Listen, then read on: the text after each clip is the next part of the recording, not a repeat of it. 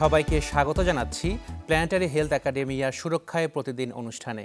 আজকে আপনাদের সাথে আছি আমি আশেকিন প্রিন্স। দর্শক, সম্প্রতি উদযাপিত হলো বিশ্বব্যাপী সর্বজনীন স্বাস্থ্য সুরক্ষা দিবস। কিন্তু আমাদের দেশে এই স্বাস্থ্যসেবাটা কি আমরা সর্বজনীন করতে পেরেছি কিনা? স্বাস্থ্যসেবা বলতেই শুধুমাত্র আমরা নগর স্বাস্থ্যসেবাকে বুঝি, কিন্তু তৃণমূলে স্বাস্থ্যসেবা কিভাবে চলছে এবং সেখানে প্রযুক্তি কিভাবে কাজে লাগানো যেতে পারে, মূলত সেই বিষয়গুলো নিয়ে আজকে আমরা আলোচনা করব সুরক্ষায় প্রতিদিন অনুষ্ঠানে। তাই আজকে আমাদের আলোচনার বিষয় কিভাবে চলছে তৃণমূলের স্বাস্থ্যসেবা। আর এই বিষয়ে কথা বলতে স্টুডিওতে আমাদের সাথে রয়েছেন অস্ট্রেলিয়ার মোনাশ ইউনিভার্সিটির centre for development economics and সাস্টেনেবিলিটির director professor doctor Asad Islam. Doctor Asad Islam, আপনাকে স্বাগত আমাদের অনুষ্ঠানে। ধন্যবাদ আপনাকে। জি, আপনি তো মূলত বাংলাদেশি, এখন অস্ট্রেলিয়াতে রয়েছেন। আপনার এখানে বেড়ে ওঠা, লেখাপড়া, কর্মজীবনে একটা আংশিক সময় আপনি এখানে কাটিয়েছেন।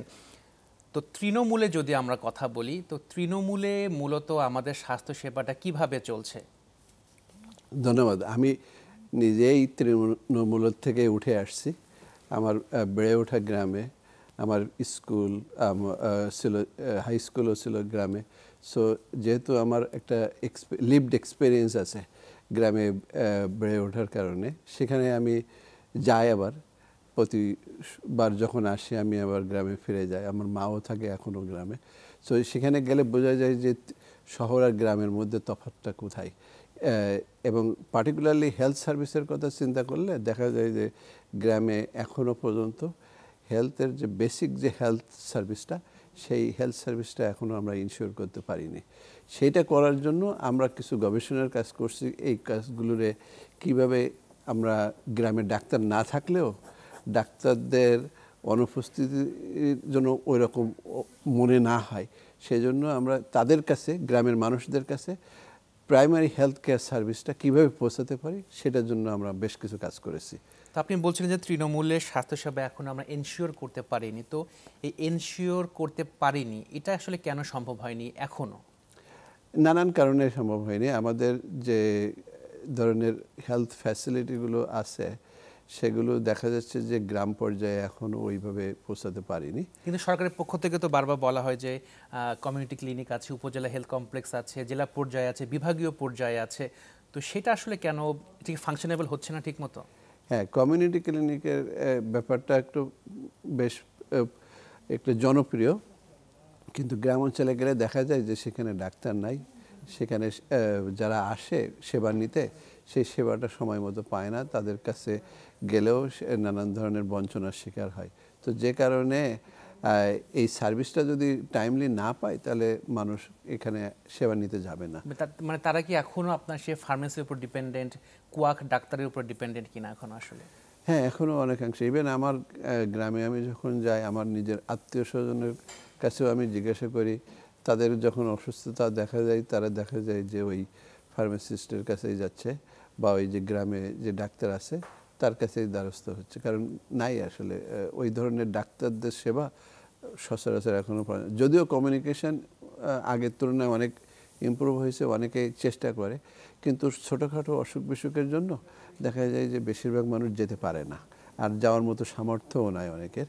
তো সব কিছু মিলে তাদের ওই আগ্রহটা থাকে না। যতক্ষণ না পর্যন্ত খুব ক্রিটিক্যাল অবস্থায় না পৌঁছাইছে, ততক্ষণ পর্যন্ত মনে হয় যে তারা ওই যে গ্রামে যে আগে যে ধরনের সেবা নিত, তার কাছে গিয়ে চেষ্টা করে যে এখানে থেকে সেবাটা পাওয়া যায়। এই টেন্ডেন্সি এখনো আছে কিনা যে নিজেই নিজের ওষুধটা কিনে খাওয়া, ডাক্তারের কোনো প্রেসক্রিপশন ছাড়া, এটা কি আপনারা এখনো দেখছেন আসলে? হ্যাঁ, এখনও প্রচুর রয়েছে। এবং যেটা বললাম সেটা হলো যে নিজের যদি মনে না হয়, তাহলে এই যে ফার্মাসিতে যাই, ফার্মাসিতে যে থাকে সেও তো ফার্মাসিস্ট না, সে তারও ওই ধরনের কোনো ট্রেনিং নাই। তো যে কারণ সেও তার ওই অভিজ্ঞতার ভিত্তিতে আগে যা দিয়েছে প্রত্যেকের সেইভাবে সেই সিমটমের উপর বেস করে অনেক কিছু প্রেসক্রাইব করে বা ঔষধগুলো তাদেরকে দিয়ে দেয়। তো এই যে সমস্যার কথাগুলো আপনি বললেন অথবা ফাইন্ড আউট করেছেন, তো এটা আসলে অ্যাড্রেস করা যায় কিভাবে, অথবা টেকনোলজিকে কিভাবে এটার সাথে অ্যাটাচ করে স্বাস্থ্যসেবাটা সুরক্ষিত করা যায় তৃণমূলে, সেটা নিয়ে আপনাদের কোনো প্ল্যান আছে কিনা অথবা গবেষণা আছে কিনা? হ্যাঁ, আমরা বেশ কিছু কাজ করেছি। আমি কয়েকটা এক্সাম্পল দিতে পারবো। তো প্রথমটা আমরা যেটা করেছি হলো প্রেগন্যান্ট উইমেনদেরকে নিয়ে তাদের এন্টিনেটাল অর্থাৎ মানে প্রেগন্যান্সির টাইমে তাদের ফার্স্ট ট্রাইমেস্টার থেকে শুরু করে তাদের বাচ্চা ডেলিভারি পর্যন্ত এবং পোস্টন্যাটাল অর্থাৎ বাচ্চা ডেলিভারি হওয়ার পরের থেকে বাচ্চা 6 মাস বয়স পর্যন্ত আমরা তাদের একটা সিস্টেমের মাধ্যমে, এটা বলতেছে ইন্টারঅ্যাক্টিভ ভয়েস রেসপন্স, IVR সংক্ষেপে বললে, তার মাধ্যমে আমরা তাদের সেবাটা পৌঁছে দিচ্ছি। এটা IVR সিস্টেমটা হলো এটা এমন যে এটা মনে করতে পারেন যে অনলাইনে আমরা যখন কোনো কিছু খুঁজি, কোনো ভিডিও বা কোনো কিছু দেখে কোনো কিছু জানার চেষ্টা করি, IVR হলো একটা অডিও সিস্টেম। এইটা হলো এই যে বাটন ফোন আছে, বাটন ফোনের মাধ্যমে ফোন করে যে কেউ তথ্যগুলো জেনে নিতে পারবে এবং ওই তথ্যটা তাদের জন্য সংরক্ষিত আছে, একটা নির্দিষ্ট নাম্বারে ফোন করে যে কেউ যে কোনো সময় ওইটা জেনে নিতে পারে। সো বেসিক যে প্রবলেমটা এই সময়ে দেখা যায় মায়েদের, হ্যাঁ, সেই সমস্যাগুলো তারা ওখান থেকে জেনে নিতে পারে। এরপরে যদি আর তার মনে হয় যে সমস্যাগুলো সম্পর্কে তার পরিষ্কার ধারণা আসেনি বা আরও তার অনেক কিছু জানার দরকার, সেজন্য আমরা ফোনের মাধ্যমে আমরা ডাক্তারের ব্যবস্থা করেছিলাম। তো টেলিহেলথের ব্যবস্থা করা, এই টেলিহেলথের মাধ্যমে তারা তার প্রয়োজনীয় যে সমস্যাগুলো আছে তার জন্য যে কাজগুলো করার দরকার সেগুলো ডাক্তারের কাছ থেকে পরামর্শ নিতে পারে। ডাক্তার প্রয়োজনে মনে করতে পারে যে তার কোনো ফিজিক্যাল এক্সামিনেশনের দরকার হলে রেফার করে দিবে বা তাকে বলে দেবে যে নিকটস্থ হসপিটাল কোথায় বা ডাক্তার কে আছে, কিভাবে ডাক্তারের কাছে যেতে হবে বা কোন ডাক্তারের কাছে যেতে হবে। কারণ অনেকে আছে দেখা যায় যে আসলে আমরা হয়তো দেখা গেছে যে আমার বুকের ব্যথা শুরু হয়ে গেছে, আমি যাচ্ছি যে দেখা যাচ্ছে এমন একজন ডাক্তার যে পা নিয়ে কাজ করে, বা তো এই জিনিসগুলো অনেকের মধ্যে ধারণা নাই। আমরা ওই জিনিসগুলো ক্লিয়ার করে দিই যে যে ডাক্তারের কাছে যাওয়ার দরকার হয় সেই ডাক্তারের পরিচয়, নাম সহ আমরা সব তথ্য তার কাছে দিয়ে দিই, যাতে এটা মোর ইনফরমেশান দেওয়া। আর বেসিক যদি কোনো হেলথ সমস্যা থাকে তাহলে সেই হেলথ সমস্যার জন্য আমরা তাদেরকে বেসিক যে প্রেসক্রিপশনটা না দেখে ফিজিক্যালি না এক্সামিন করে দেওয়া সম্ভব, যেটা মেডিকেলি হিস্ট্রি নিয়ে।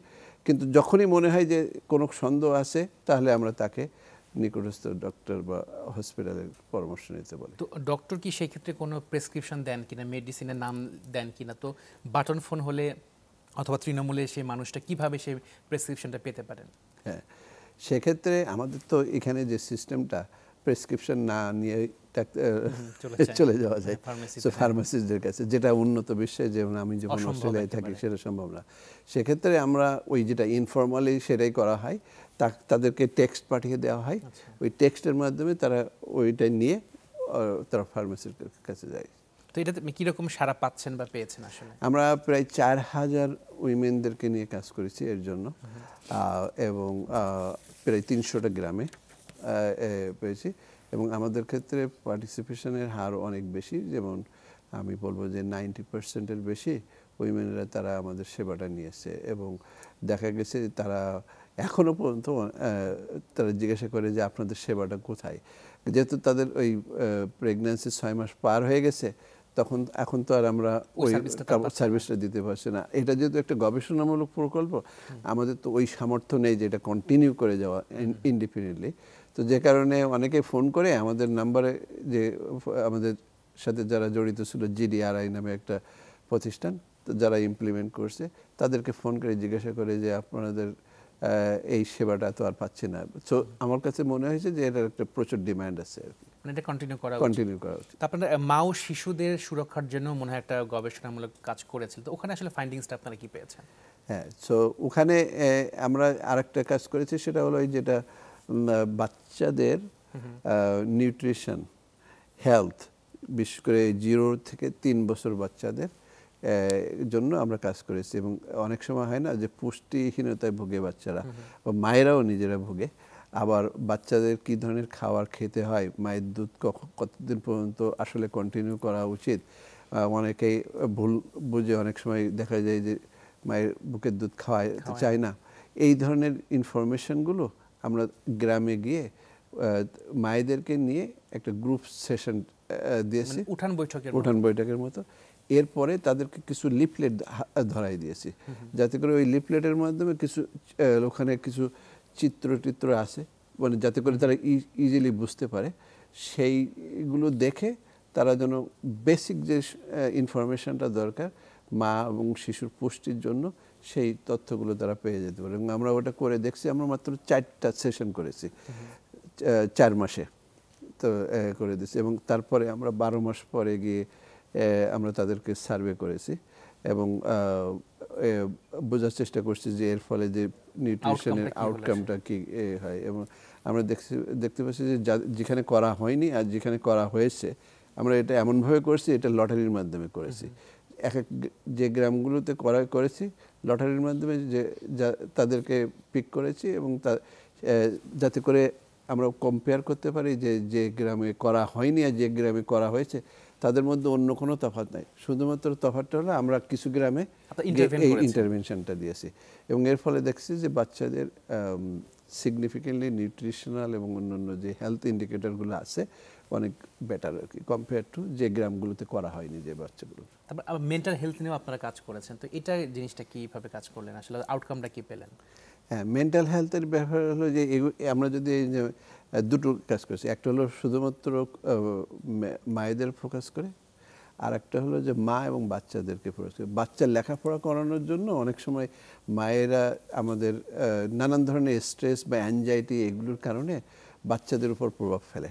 তো আমরা ওটা দেখাচ্ছি মায়েদের রাগটা বাচ্চার উপরে গিয়ে পড়ে। হ্যাঁ, এটা আমরাও অনেক সময় করি, আমরা শুধু মায়েরা না, আমরাও ছেলেরাও করি। কিন্তু যেহেতু মায়েরা বাচ্চাদের সাথে বেশি জড়িত, সেহেতু বাচ্চার বিকাশের ক্ষেত্রে মায়ের মেন্টাল হেলথটা আরও বেশি গুরুত্বপূর্ণ ভূমিকা পালন করে।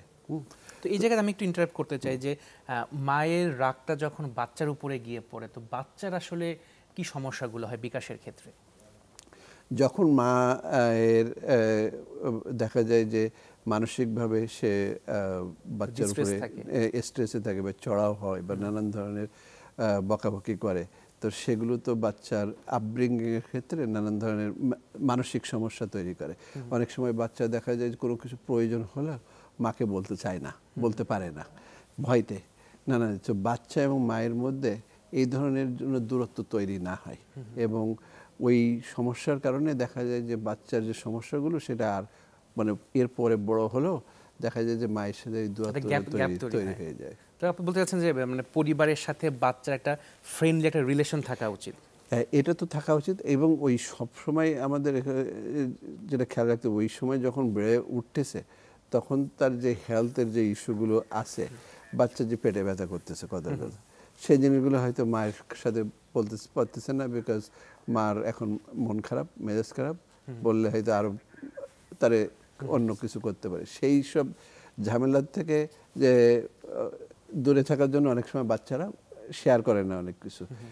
তো এই জায়গাগুলোতে মা এবং বাচ্চার মধ্যে ইন্টারাকশনটা যাতে আরও স্ট্রং করা যায়, তাদের মধ্যে যেন এই দূরত্ব তৈরি না হয় এবং এনগেজমেন্টটা যেন তাদের মধ্যে ক্লিয়ার থাকে, সেই জায়গাগুলো আমরা তৈরি করার চেষ্টা করছি। মায়েদেরকে বোঝানোর চেষ্টা করছি যাতে করে তাদের যে নিজেদের সে সমস্যাগুলো আসে, সেই সমস্যাগুলো যেন বাচ্চাদের উপর প্রভাব না ফেলে এবং বাচ্চারা যখন আশেপাশে থাকে সেগুলো যতদূর সম্ভব অ্যাভয়েড করা যায়, যাতে করে বাচ্চা সেই জায়গাগুলো বা জিনিসগুলো না দেখে। তো সেই ক্ষেত্রে আসলে আপনারা কি টেলিফোনের মাধ্যমেই এটা কি কাউন্সেলিং করেছেন নাকি ইন পার্সন কাউন্সেলিংটা করেছেন বাচ্চা এবং বাচ্চার মাকে? হ্যাঁ, আমরা এটা করেছি টেলিফোনের মাধ্যমে। এটা শুধু সিম্পল টেলিফোনের মাধ্যমে, যে কারণে করেছি যে দেখা যায় যে মায়ের সমস্যা কখন এটা তো আমরা জানি না। আর আরেকটা হলো যে গ্রামে বহু গ্রাম আছে যে যেখানে ভালো কোনো ইভেন কাউন্সিলরও পাওয়া যায় না। সো এখানে আমরা যাদেরকে বলছি যে এটা বলছে প্যারা কাউন্সিলর, মেন্টাল, এরা সাইকোলজিতে পড়ালেখা করেছে, ইউনিভার্সিটি বা কলেজ থেকে এরা গ্র্যাজুয়েট করা সাইকোলজিতে বা এডুকেশনে, এবং এদেরকে আমরা ফার্দার সাইকোলজিস্ট দিয়ে ট্রেনিং করাইছি। করানোর পরে এদেরকে বলছে যে প্যারা কাউন্সিলর। এদের যেহেতু এই ট্রেনিংটা আছে, তো এরা তো যেমন ডাক্তাররা গ্রামে যায় না, এদেরকেও তো গ্রামে সারাক্ষণ বসায় রাখা মুশকিল। তো ওই কারণে আর আমরা এদেরকে ফোনের মাধ্যমে কানেক্ট করাই দিয়েছি, যাতে করে এরা ফোনে ওই মায়েদের সাথে কথা বলতে পারে।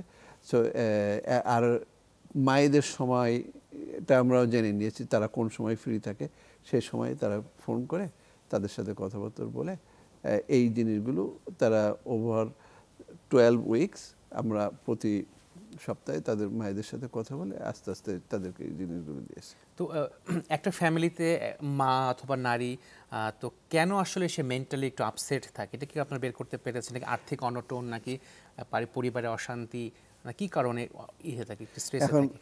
যে কারণে মায়েরা অশান্তিতে থাকে, আমরাও বাবারা যারা আছি তারাও তো নানান কারণে অশান্তিতে থাকি।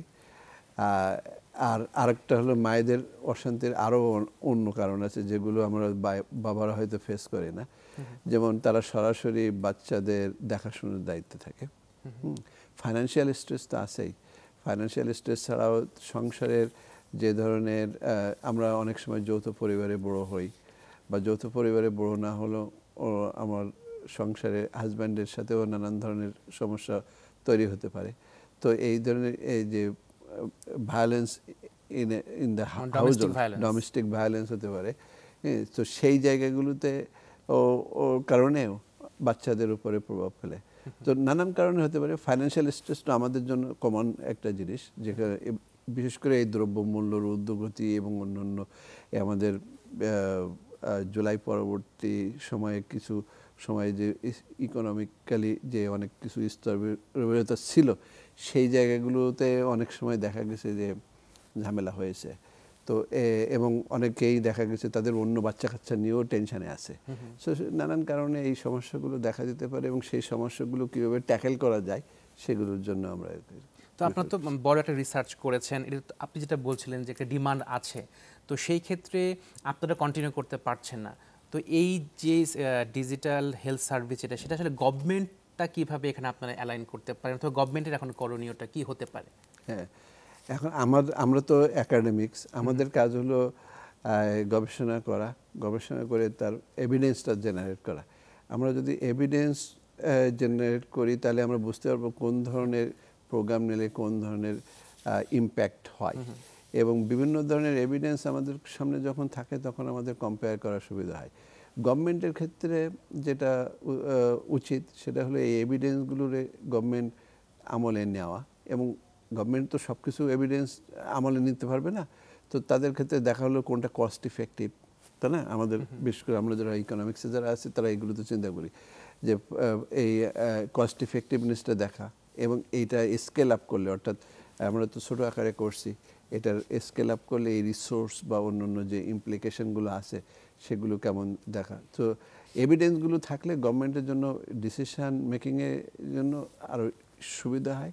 কারণ আমার মনে হয় যে যখন যে এভিডেন্স আছে, ওই এভিডেন্সের উপর ভিত্তি করে সর্বোচ্চ মানে ডেটা নির্ভর একটা সিদ্ধান্ত নিতে পারলে গভর্নমেন্টের জন্য সেটা মোর ইফেক্টিভ হবে বলে মনে হয়। তৃণমূল পর্যায়ে মানুষের ভালো একটা সেবা পেতে পারবেন। ডক্টর আসাদ ইসলাম, আপনার তো কাজ করেছেন, আপনি ডেভেলপমেন্ট ইকোনমিক্স নিয়েও কাজ করেন। যদি তৃণমূলে এই স্বাস্থ্য সেবাটা নিশ্চিত করা না যায়, তাহলে ডেভেলপমেন্টের ক্ষেত্রে কি কি বাধা তৈরি হতে পারে? হ্যাঁ, আমাদের স্বাস্থ্যটা হলোর সাথে কিন্তু প্রোডাক্টিভিটি একটা ওতপ্রোতভাবে জড়িত।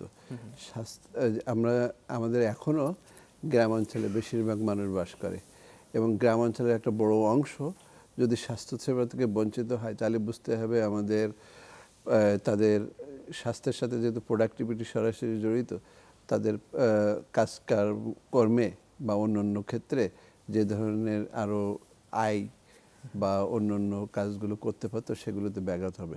আমরা যেমন এখন বলি যে, আমি সিম্পলি যদি বলি যে আমরা দ্রব্যমূল্যের ঊর্ধ্বগতির কথা বলছি, কিন্তু একটা বড় অংশ তো গ্রাম থেকে উঠে আসে আমরা শাকসবজি বা অন্যান্য যে জিনিসগুলো খাই, এগুলো কিন্তু যারা ফলায় তারা এই যে গ্রামের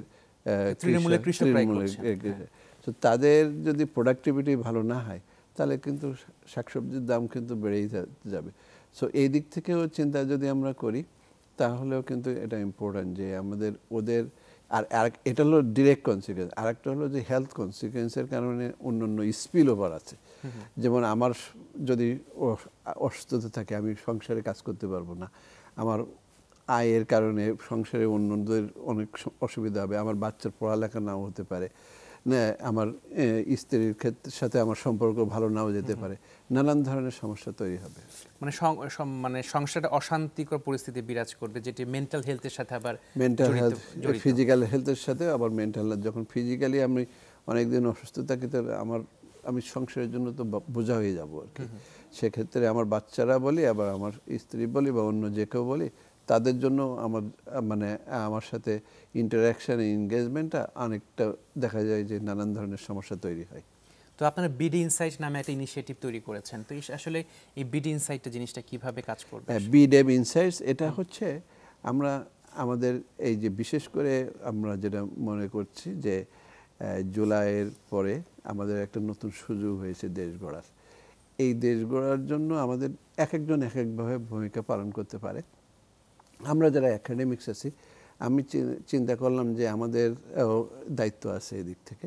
তো সেই দিক থেকে আমি বেশ কয়েকজনের সাথে কথা বললাম, সমসাময়িক আমাদের যারা দেশে এবং বিদেশে যারা থাকে, তাদেরকে নিয়ে কথা বললাম যে আমরা একটা এমন কিছু করতে চাই যেখানে এভিডেন্স বেসড প্ল্যাটফর্ম তৈরি হবে। অর্থাৎ আমাদের সিদ্ধান্তর ক্ষেত্রে যদি সরকারের হোক বা সরকারের বাইরে যারা আছে, তারা কোনো কিছু জানতে চায়, এই একটা গ্রুপ অফ পিপুল যারা রিসার্চ করে, যাদের গবেষণার ভিত্তিতে খুব রিগুরাস রিসার্চ মানে যে কোনো রিসার্চ না, রিগুরাস রিসার্চ করে যে জিনিসগুলো বের হয়ে আসবে, সেই জিনিসগুলো আমরা সহজবোধ্য করে যাতে মানুষের কাছে তুলে ধরতে পারি, সাধারণ মানুষের কাছে, এবং পলিসি মেকার যারা আছে তাদের কাছেও তুলে ধরে। কারণ আমরা যখন রিসার্চ পেপার লিখি, অনেক বড় বড় অনেক কিছু জটিল থাকে, সেই জিনিসগুলো ইংলিশ ভাষাতেও থাকে। যদি আপনি সহজবোধ্য করতে চান, সেক্ষেত্রে বাংলায় করার কোনো সুযোগ আছে কি? আমরা বাংলা এবং ইংরেজিতে দুটোই করার আমাদের চিন্তা ভাবনা। সো আমাদের প্রথম কাজ হবে হলো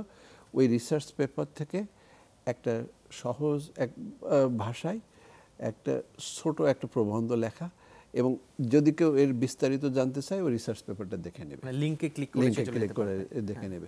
সো এইটা কিন্তু নিউজ পেপারের কলাম না, যেখানে আমরা মনের মতো করে অনেক কিছু লিখতে পারি। আবার এটা এমন না যে অনেক ধরনের সেন্টার আছে বা পলিসি সেন্টার আছে যে যারা অনেক রিপোর্ট লেখে, যেখানে শুধু ডেটার করা হয়, কিন্তু ডেটাটার মধ্যে কজালিটিটা খুঁজে পায় না। অর্থাৎ আমরা যেটা চেষ্টা করতেছি সেটা হলো যে কোনটা করলে কি হতে পারে, নাম্বার ওয়ান। আর একটা হলো কি হচ্ছে, মানে সিচুয়েশনটা। কিন্তু এই সিচুয়েশনটা অ্যানালিসিস করার জন্য রিগুলাস ট্রেনিং যদি না থাকে, ডেটা অ্যানালিসিসের ট্রেনিংটা যদি না থাকে, তো দেখা যায় যে আমরা অনেক সময় ডেটা দেখেই আমরা কোরিলেশনটাকে কজেশন বলি। সেটা অনেক ডেঞ্জারাস একটা প্রেসিডেন্ট, এবং আমাদের ক্ষেত্রে প্রচুর হয়। এইগুলোর আমরা দূর থেকে দেখছি বলে আমাদের কাছে মনে হয়েছে একটা সিগনিফিক্যান্ট গ্যাপ রয়ে গেছে। এই গ্যাপটা পূরণ করার জন্য, এই গ্যাপটা কি বাংলাদেশে? এই বাংলাদেশে এই গ্যাপটা ব্যাপকভাবে রয়ে গেছে। কারণ আমাদের যে ধরনের ডিসকাশন হয়, ইভেন এমনকি এই টিভি চ্যানেলেও যে ধরনের ডিসকাশনগুলো হয়, আমরা দেখছি যে কিছু কিছু ডিসকাশনগুলো এমন তথ্যের উপর ভিত্তি করে হয় যেগুলো আমরা বুঝতে পারি না কোনটার কারণে কি হচ্ছে, এবং যার কারণে মিসলিডিং কিছু কনক্লুশন আমরা ড্র করি, তার কারণে আমাদের রাস্তাঘাটেও অনেকে নেমে যেতে পারে। সো ওই জায়গাগুলোতে আমরা চেষ্টা করব ইনফর্ম করা। আমাদের কাজ হলো ইনফর্ম করা, আমাদের কাজ রাস্তায় নামানা। অবশ্যই যখন দরকার হয় করতে হবে, কিন্তু আমরা যেহেতু একাডেমিক, আমাদের মেইন কাজ হবে হলো আইডেন্টিফাই করা, এবং পসিবল কী কী সলিউশন থাকতে পারে সেগুলোতে বের করা। যেহেতু আমাদের একটা রিসার্চার যারা আছে তাদের সংখ্যা অত বেশি না বাংলাদেশে যারা, সো আমাদের ক্যাপাসিটি কনস্ট্যান্ট আছে। কিন্তু আস্তে আস্তে আমরা মনে করি যে এই ধরনের একটা প্ল্যাটফর্মের কারণে অনেকে ইয়াংরা, পার্টিকুলারলি ইয়াংরা অনেক সুযোগ পাবে। তারা তাদের যে কাজগুলো করতেছে সে কাজগুলো এখানে প্রকাশ করার সুযোগ পাবে, এবং আমরা তাদেরকে গ্রুম করার চেষ্টা করব যাতে করে তাদের কাজগুলো আরও ভালো করতে পারে, উন্নত করতে পারে। সেই কাজটাই আমাদের এই প্ল্যাটফর্ম বিডেভ ইনসাইটস এটা বাংলাদেশ ডেভেলপমেন্ট ইনসাইটস, এটার মাধ্যমে তারা প্রকাশ করতে পারে। তো আপনারা তো বেসিক্যালি হেলথ নিয়ে কাজ করছেন, রিসার্চ করেছেন, তো কোনো চিকিৎসক অথবা রিসার্চার যদি আপনাদের সাথে এঙ্গেজ হতে চায়, তো সেই ক্ষেত্রে এঙ্গেজ হওয়ার কোনো সুযোগ আছে কিনা, অথবা সুযোগ থাকলে কিভাবে এঙ্গেজ হবে আপনাদের সাথে? হ্যাঁ, অবশ্যই। আমরা আসলে আমাদের এখানে অলরেডি আমরা ডাক্তারদেরকেও ইনভলভ করছি, এবং যারা বিশেষ করে public health researcher, mental health researcher, তাদেরকে আমরা ইনভলভ করছি, যাতে করে তাদের গবেষণার উপর ভিত্তি করে বা তাদের কাজের উপর ভিত্তি করে একটা কেস স্টাডিও হতে পারে। কিন্তু আমরা সেই জিনিসটাকে এমনভাবে প্রকাশ করব যাতে করে মানুষ বুঝতে পারে এটা একটা কোনো পার্টিকুলার কেস। আর আমরা যখন কোনো কিছু জেনারেলাইজ করব, তখন আমাদের জন্য এভিডেন্সটা এনাফ যেন থাকে, তার উপর ভিত্তি করে আমরা বলতে পারি যে আমাদের বিভিন্ন জায়গায় গবেষণা করে আমরা এই পেয়েছি, তার উপর ভিত্তি করে আমরা এই রেজাল্ট কনক্লুশনটা ড্র করতে পারি। সো আমাদের ক্ষেত্রে কিন্তু এটা কিন্তু শুধু ইকোনমিস্টদের জন্য না, এটা সোশিওলজিস্ট আছে, এখানে সাইকোলজিস্ট থাকবে, ডাক্তার, পাবলিক হেলথ রিসার্চার, সবাইকে মিলে আমরা এটা করতে চাই। তো আপনারা তো বড় একটা ইনিশিয়েটিভ নিয়েছেন, তো সেই ক্ষেত্রে আমরা দেখেছি যে রিসার্চের ক্ষেত্রে একটা ফান্ডিংয়ের একটা বড় একটা ক্রাইসিস থাকে বাংলাদেশে, তো এটা আসলে অ্যাড্রেস করার সুযোগ আছে কিনা? ওই দিক থেকে আমরা কিছুটা, যারা বাইরে আছি তারা কিছুটা ফরচুনেট যে আমাদের গবেষণার জন্য আমরা অনেক সময় নিজেদের প্রতিষ্ঠান থেকে কিছু ফান্ড পাই, আমরা এক্সটার্নাল সোর্স থেকে ফান্ড ম্যানেজ করে আমাদের নিজেদের গবেষণা চালাইয়ে নেওয়ার জন্য করি। তো এটা কিন্তু এই বিডেভ ইনসাইটস এরা কোনো ফান্ড টান্ড দিবে না। এরা যেটা করবে, এই ধরনের রিসার্চ যারা করে তাদের রিসার্চগুলোকে এক জায়গায় করে এটাকে যাতে মানুষের কাছে পৌঁছে দেওয়া যায় সেটার কাজ করবে। এখন এখানে বাংলাদেশে যারা আছে, কেউ কেউ আছে যে এখন ফান্ড পাচ্ছে, ফান্ড পেয়ে রিসার্চের কাজগুলো করতেছে, কিন্তু তাদের সাথে আমাদেরও একটা কোলাবোরেশনে এই প্ল্যাটফর্মের মাধ্যমে হতে পারে। যারা আমরা বাইরে থাকি, যারা ফান্ড ম্যানেজ করে আমাদের জন্য ইজিয়ার, সো এই প্ল্যাটফর্মটা কিন্তু সেটাও কাজ করতে পারে। বিশেষ করে জুনিয়র যারা আছে, যাদের ফান্ড ম্যানেজ করতে কঠিন হয় আরও, তারা সিনিয়র রিসার্চার আমরা যারা আছি বাইরে, তাদের সাথে একটা লিয়াজো করার ক্ষেত্রে বা যোগাযোগ করার ক্ষেত্রে এই প্ল্যাটফর্মটা একটা কমন একটা এভিনিউ হিসেবে কাজ করতে পারে। তো এই রিসার্চের ক্ষেত্রে আসলে প্রাইভেট যেসব কোম্পানি রয়েছে, তারা কি আসলে ফান্ডিংয়ের জায়গাটা তৈরি করতে পারে কিনা? এটা বাইরে তো এটা হয়, আমাদের দেশে এই কালচারটা নাই। আমি যদি মনে করি যে আমাদের যে রেডিমেড গার্মেন্টস সেক্টর, হ্যাঁ, আমাদের তো বলি এটার এক্সপোর্ট আর্নিংসের মানে প্রায় 80% আসে ওখান থেকে। তো এই রেডিমেড গার্মেন্টস সেক্টরে তো আমরা তো জানি নানান ধরনের সমস্যা আছে, কিন্তু এখান থেকেও আমার যতটুকু জানা মতে ওই ধরনের কোনো ফান্ড তো জেনারেট হয় না যেটা কোর কিছু ইন্ডিপেন্ডেন্ট রিসার্চ জেনারেট করার জন্য আমাদের কাজে লাগতে পারে। এই ধরনের রিসার্চ অ্যান্ড ইনোভেশনটা যদি থাকতো, তা দেখা যেত যে আমাদের গার্মেন্টস সেক্টরে যে নানান ধরনের সমস্যাগুলো হচ্ছে, এগুলো অনেকাংশ আমরা ট্যাকেল করতে পারতাম হয়তো। আমি যেমন বলি যে আমাদের productivity slow down is a great issue actually. কারণ অন্যরা যেভাবে ভিয়েতনাম, আমি যদি এক্সাম্পল হিসেবে নিয়ে আসি, ভিয়েতনামিজরা কিন্তু হাই ভ্যালু অ্যাডেড প্রোডাক্টগুলো তৈরি করতেছে, আমরা কিন্তু সেরকম আগাতে পারিনি। আমরা এখনও কিছুটা আগিয়েছি, কিন্তু অন্যদের তুলনায় কিন্তু অনেক পিছিয়ে আছি। তো ওই জায়গায় আমাদের কিন্তু প্রোডাক্টিভিটি বড়ি বা অন্যান্য কিছুতেই অগ্রসর হওয়ার জন্য গবেষণা করতে হবে। রিসার্চটা না থাকলে, ইনোভেশনটা না হলে প্রোডাক্টিভিটিটা কিন্তু বাড়বে না। এবং আমরা যে বলি যে এই দ্রব্যমূল্যের ঊর্ধ্বগতি বা এগুলোর মেইন কারণ কি? মেইনলি প্রোডাকশনসটা যেটা হচ্ছে, সাপ্লাইটা যেটা হচ্ছে, আর ডিম্যান্ড আমাদের যেটা আছে, তার মধ্যে একটা ব্যাপক গ্যাপ রয়ে গেছে। তো সাপ্লাইটাকে বাড়াবো কীভাবে? সাপ্লাইটাকে বাড়াতে গেলে আমাদের প্রথম হলো হচ্ছে ডোমেস্টিক প্রোডাকশন বাড়াতে হবে, প্রোডাক্টিভিটিটা বাড়াতে হবে। আর একটা হলো বাইরের থেকে আনা, বাইরের থেকে আনতে গেলেই তো আমাদের ফরেন এক্সচেঞ্জের উপর চাপ পড়বে। তো সে কারণে আমাদের আগে নিজেদের ক্যাপাসিটিটা বাড়াতে হবে। কিন্তু আমাদের এত লোক থাকা সত্ত্বেও আমরা ক্যাপাসিটি বাড়াতে পারতেছি না। কেন? Because of the shortage of the skill. কারণ আমাদের অনেক রিসোর্স ম্যান পাওয়ার আছে, কিন্তু এটাকে কনভার্ট করতে হবে একটু এটা স্কিলে, সেই স্কিলটা জেনারেট করতে হবে। এবং এডুকেশান, স্কিল এইগুলো যদি আমরা ঠিকভাবে না করতে পারি, তাহলে দেখা যাবে যে এই সমস্যাটা কিন্তু রয়ে যাবে। এবার অন্যান্য সমস্যা আছে, মানে আমরা বাজারের ক্ষেত্রে নানান ধরনের সমস্যার কথা বলি, কিন্তু লং টার্মে যদি আমরা এই প্রোডাক্টিভিটিটা না বাড়াতে পারি তাহলে কিন্তু আমাদের এই দ্রব্যমূল্যের ঊর্ধ্বগতি যেটা বলছি এটা কিন্তু আসল সমস্যার সমাধান হবে না। তো আপনি তো দেশে বাইরে থাকেন, উন্নত দেশ অস্ট্রেলিয়াতে থাকেন, সেখানে হয়তোবা ফান্ডিংয়ের একটা বড় সুযোগ আছে এবং একই সাথে রিসার্চের একটা সুযোগ আছে। তো বাংলাদেশে বলা হয়ে থাকে যে স্কিল ম্যান পাওয়ার নাই রিসার্চের ক্ষেত্রে, তো আপনি বাংলাদেশের রিসার্চের ক্ষেত্রে ভবিষ্যৎ কীরকম দেখছেন?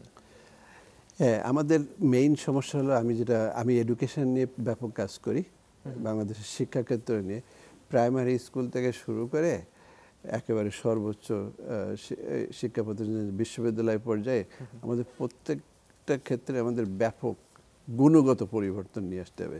শুধুমাত্র আমরা যদি বলি যদি আমাদের এনরোলমেন্ট এইরকম হচ্ছে, লার্নিং আউটকামটাও খুব বাজে। সো এই ইউনিভার্সিটি পর্যায়ে এসে দেখা যায় যে তাদের যে বেসিক যে নলেজগুলো থাকার দরকার সেটা তারা জানে না, বা পাশ করে বের হয়ে সেই নলেজটা নেয়। আর আমাদের এই যে বিশেষ নির্ভরতা এটা কমাতে হবে। যে আসলে আমাদের শিক্ষাক্ষেত্রে যে ধরনের পদক্ষেপগুলো নেওয়া আছে, ইউনিভার্সিটিগুলো যদি আপনি দেখবেন যে অনেক ডিপার্টমেন্ট বেড়ে গেছে, শুধুমাত্র যে ডিপার্টমেন্টগুলো দিয়ে স্কিল তৈরি হয় না, তারা শুধুমাত্র সার্টিফিকেট দিয়ে দেয়। সো আমাদের কর্মমুখী শিক্ষার উপরে গুরুত্ব দিতে হবে, স্কিল ডেভেলপমেন্টের উপরে, টেকনোলজিক্যাল যে এডুকেশনগুলো সেগুলোতে আরও অনেক বাড়াতে হবে। তো এই এডুকেশন অ্যান্ড স্কিলিং এইটার উপর নির্ভর করতেছে আমরা আগামী দিনগুলোতে কীভাবে যাব।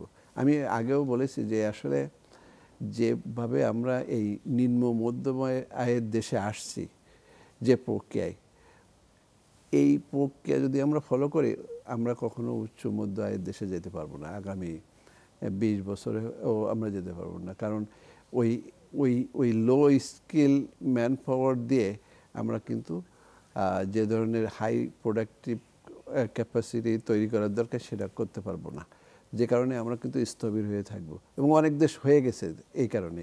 তো আমাদের এই জায়গায় স্কিল ডেভেলপমেন্টে যদি আর এডুকেশনে যদি মনোযোগ না দিতে পারি এখনই, তাহলে আমাদের সমস্যায় পড়ে যাব। জি, প্রফেসর ডক্টর আসাদ ইসলাম, আপনাকে অসংখ্য ধন্যবাদ আমাদের সময় দেবার জন্য। অনুষ্ঠান শেষ করছি, হয়তোবা দেখা হবে সামনে আপনার সাথে আবারও। ধন্যবাদ আপনাকে। জি, দর্শক, অনুষ্ঠান শেষ করছি, দেখা হবে আগামীতে নতুন কোনো অতিথিকে সাথে নিয়ে।